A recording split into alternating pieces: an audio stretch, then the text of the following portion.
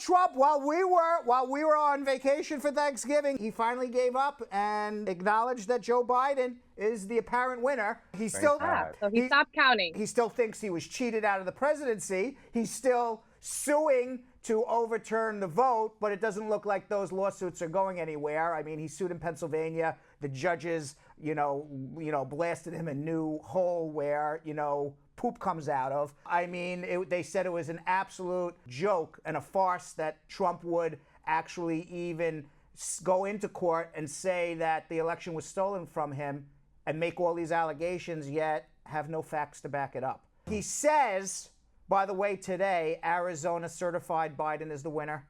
Wisconsin certified Biden as the winner. While we were on vacation, Georgia certified Biden as the winner. And by the way, Georgia's run by Republicans. Okay? So it was good to see.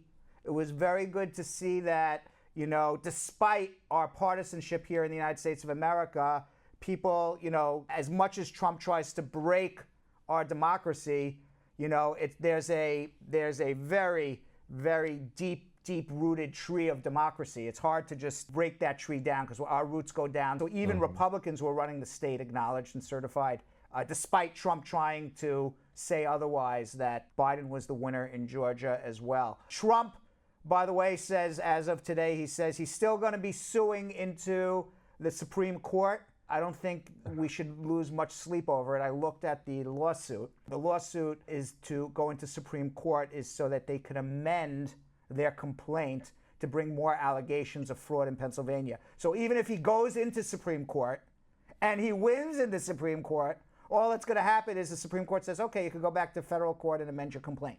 By that time, by the way, by that time, there's a drop-dead date, which we'll never have to talk about this. Which is okay. I'm grateful. I'm grateful for working with a law professional to break this all down. So the drop-dead date is December 8th.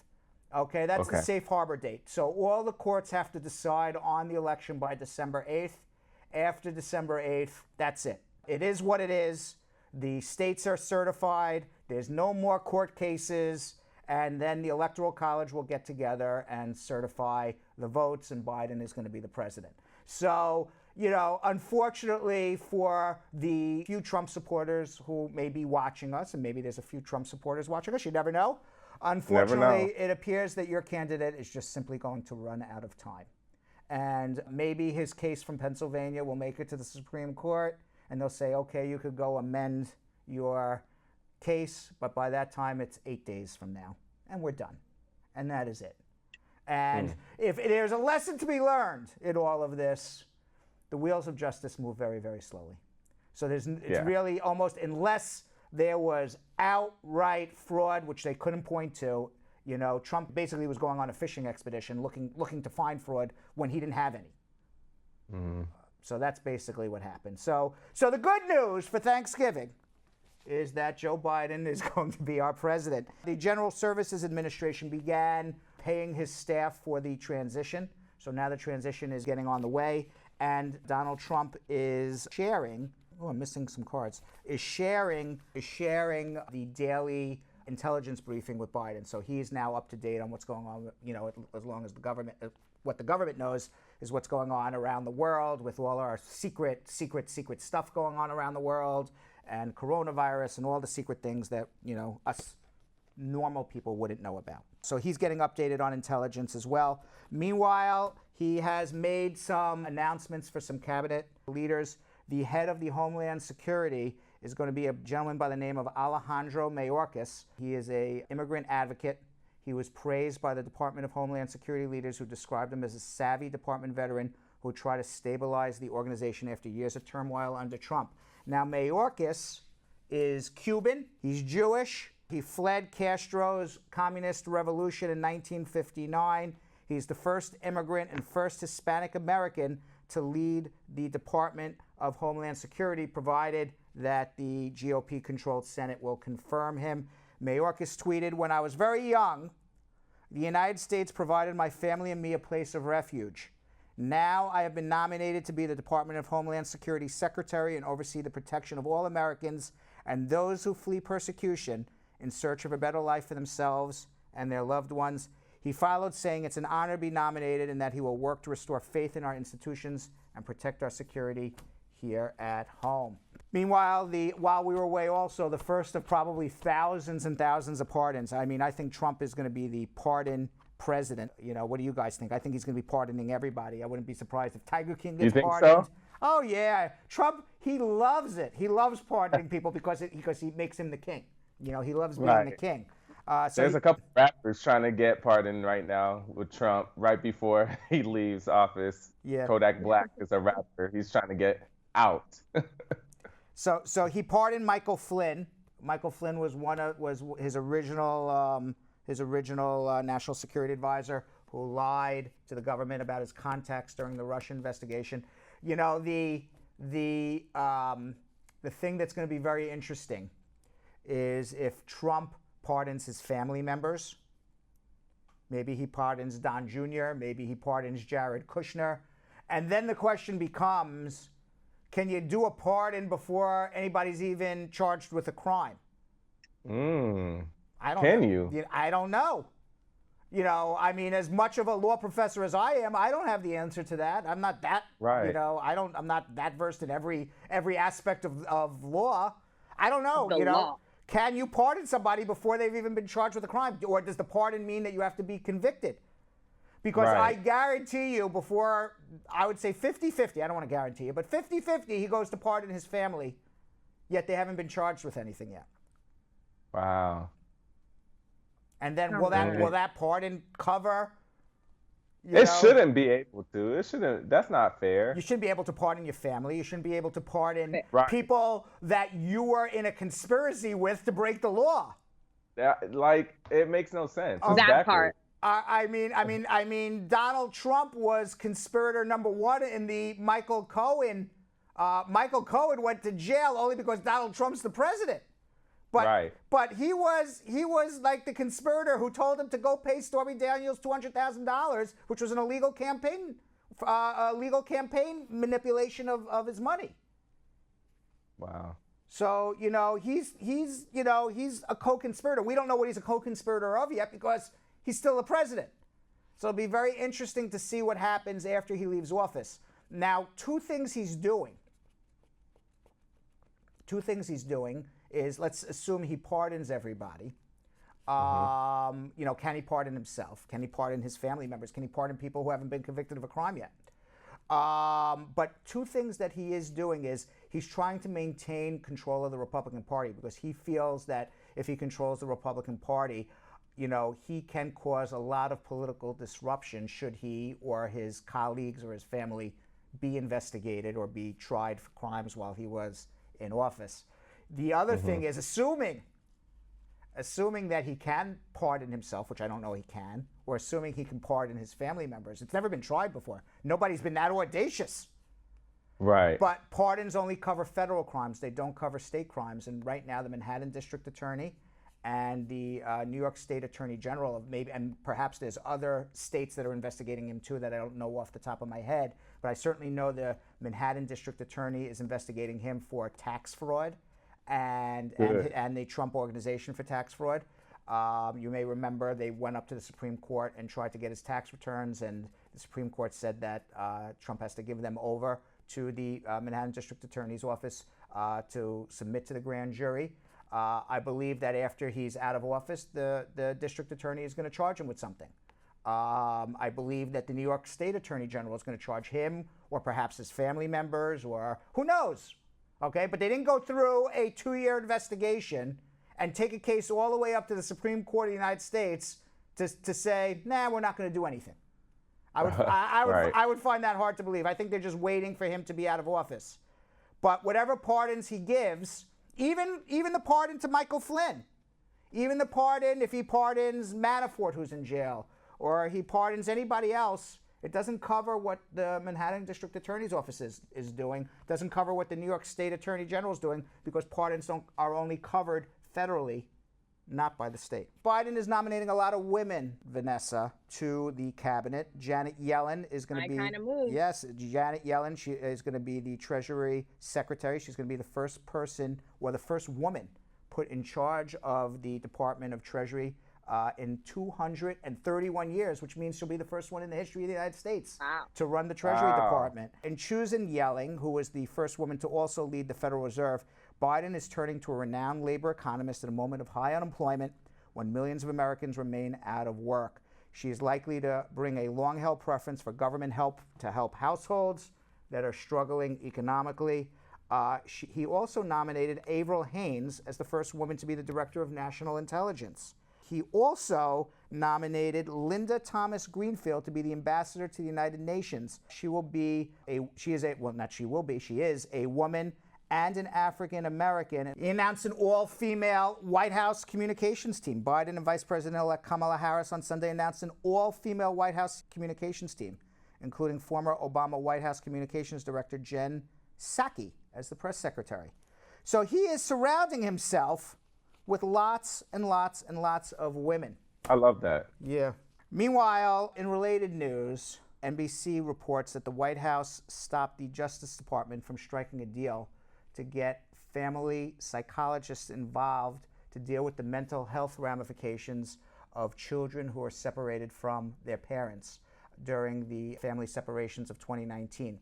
If you remember, they were separating children from their parents. They were bringing the children into one jail, parents into another, as a way, and this was back in 2019, they're probably still doing it today, as a way to prevent people from coming with their family and children to apply for political asylum. Sources say the decision was made by none other than Lurch. You know who Lurch is, Stephen Miller. We shall do. Yeah. According to Mark Rosenbaum, a lawyer involved in negotiations for the immigrants, he said there was an $8 million settlement to be given by the U.S. government for psychiatric counseling, and it was agreed on by both lawyers representing the migrant families and lawyers for the Justice Department. He said many of these children thought their parents had deliberately abandoned them. The longer that trauma goes unredressed, the more severe the consequences for life are.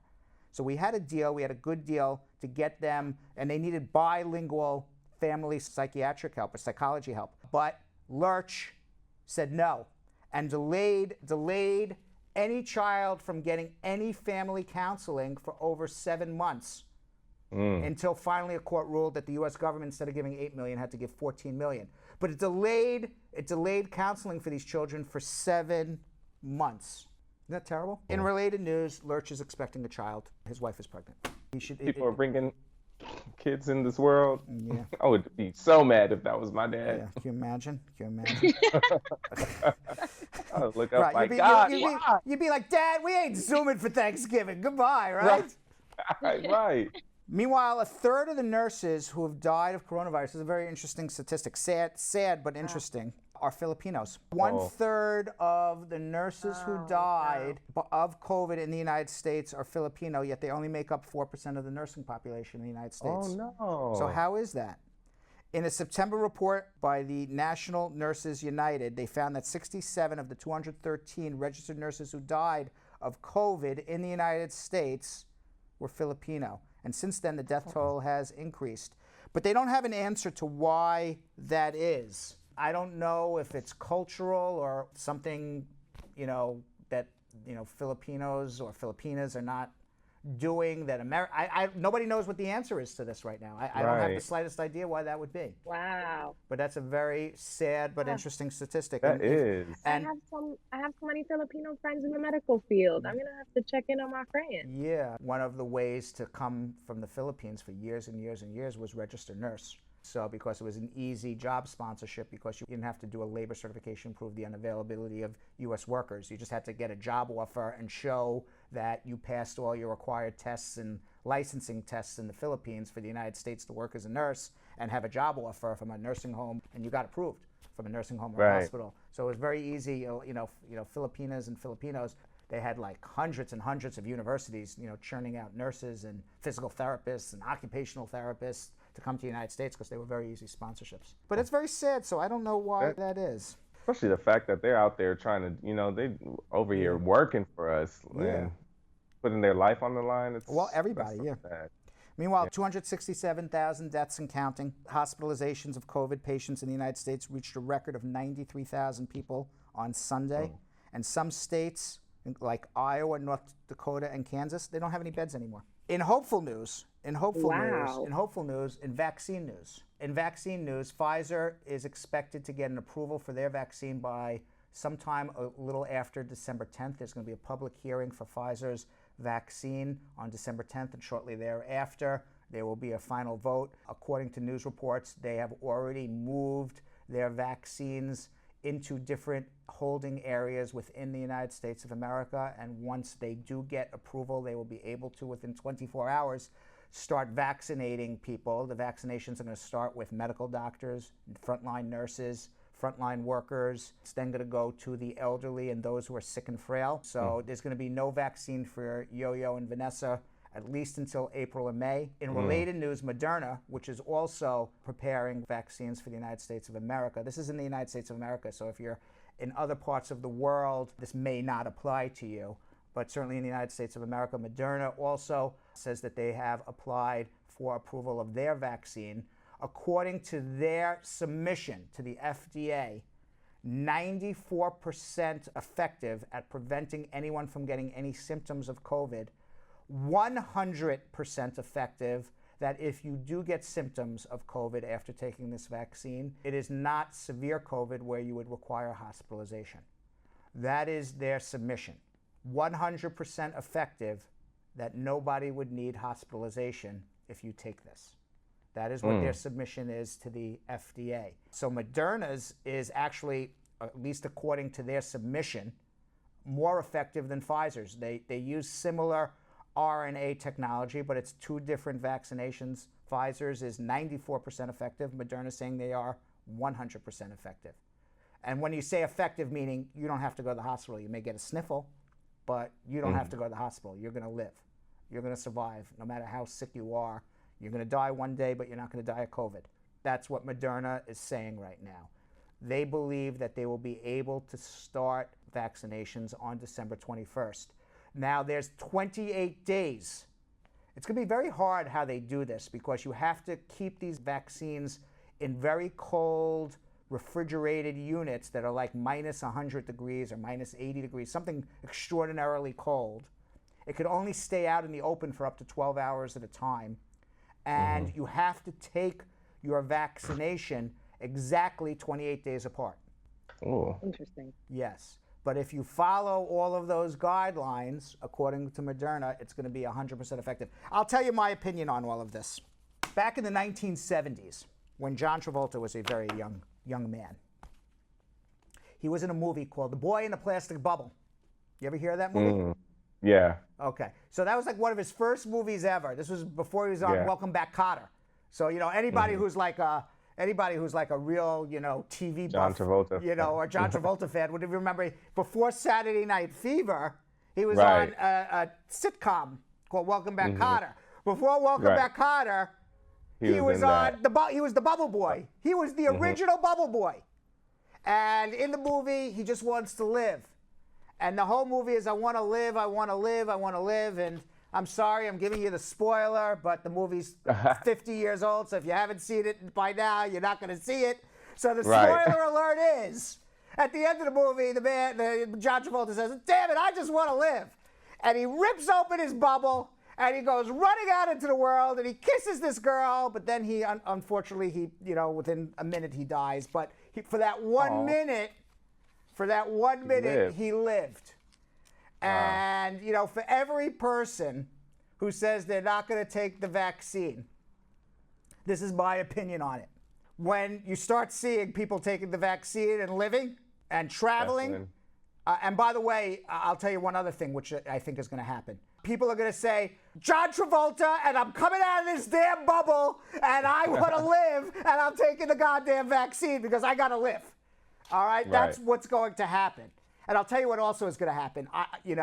I'm starting to see some rumblings by the airlines that once this COVID vaccine comes out, they're going to require that you are vaccinated to get on an airplane. And I think as part of a U.S. government bailout of the airlines that will be coming out, I could just see this happening, that the U.S. airlines are going to get more government aid. There's going to be another bailout soon, whether it's in December, something Trump signs, because now the election's over and they do need to do another bailout in the United States. They were waiting for this election. They need to bail out the states. They need to bail out airlines. They need to give more unemployment benefits. What Schumer said, unemployment benefits on steroids. That $600 that people were getting. They have to do it again because unemployment's creeping up. COVID's creeping up. And I believe that it's just my opinion. I have no idea. I just read some things that people were saying about it, but I haven't seen anything specific. I think the airlines are going to make people, if you want to travel, you got to show you have a vaccine or you're not allowed on the plane. And I think that's going to be it's my opinion. I don't know this for a fact. I think it's going to be part of the COVID bailout that the U.S. government has to give the airlines, because other than that, they're not going to survive into next year until the vaccines come. So I think with all of that, people were living in a bubble. We're all John Travolta living in a bubble and just wanting to live. And, people want to travel, get on a plane. I think ultimately people are going to end up, no matter what you say, it's my opinion, I think people are going to end up taking it. Yeah, they're going to find a way to force it.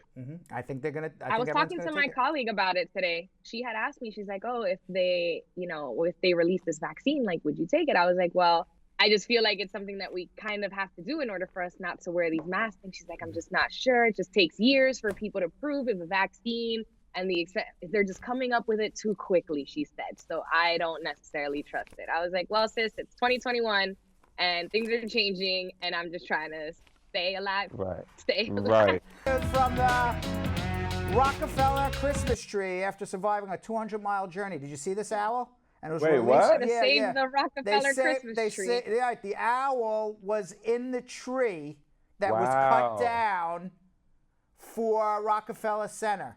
And they transported the tree all the way to Rockefeller Center from wherever they got this Christmas tree, the big famous tree in Rockefeller Center. And Why does it look like that? And as it was a cute little baby owl.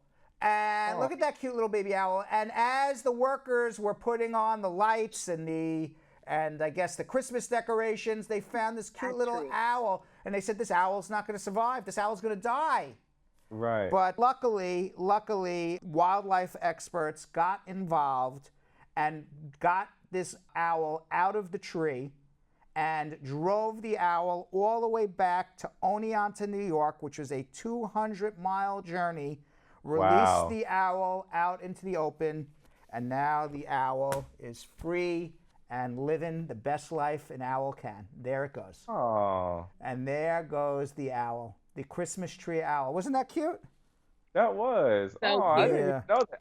Yeah. I didn't even know that. Yeah. But not too cute is that tree. I hope that tree opens up or it does something interesting or... What is that tree? What is that? I don't know. That tree looks a little sickly. I don't believe this is the end result. This tree is 2020. Yeah, that doesn't look like their best Christmas tree ever, right? At all. No, well, hopefully, I think I think they always put the lights on like the second week of December or something. So let's reserve judgment till all the lights come on. How's that? Okay, let's By the way, announcement to all Canadians. Public service announcement to Canadians. According to Canadian officials, do not let the moose lick your car. That is a public service announcement from Canadian officials in Jasper, Canada, a province in Alberta.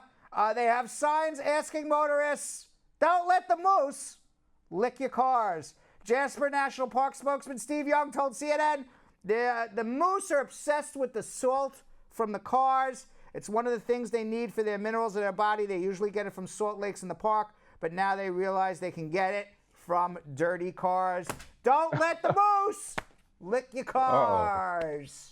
That's crazy. I wonder it should really be don't let the moose lick anything near you, but apparently it's just the car. I mean, if you come How you don't stop a moose from licking your car? I don't have the slightest idea how you would be like, shoo, moose. Right. Shoo, get away. Get away, moose. What would you do? Like a puppy. Yeah, what would you do? I would not play. Those things are huge. Yeah, I mean, exactly. I was gonna say, have you guys ever there was this one time I was driving and there's literally a deer crossing the road. Like, if that's a deer, can you imagine a moose? Right. A moose is way bigger. I don't know. Do your things. Do your thing. Like, what do you do with the moose is licking my car? Right. I'm sorry, Jasper, police. I really can't stop the moose from licking my car. The first ever Christmas song for dogs has been released. A song that claims to be the first ever Christmas single designed exclusively for your canine. The song is called, get this one, Raise the Woof. Get it? Woof, woof. Raise the Woof. It was created. I see what they did there. Yeah, you see it. It was created based on scientific research into the ways dogs interact with sound and with input from animal behaviorists. According to the dog, it uses a reggae beat and sounds of bells. Videos posted online show dogs seemingly reacting to the high-frequency sounds. We are playing that song right now. If your dog is going crazy, it's because they're listening to it. So it's not because it's dinner time. It's because we are in the background right now playing Raise the Woof, but only your dog can hear it, nobody else. Because I really was like, wow, really?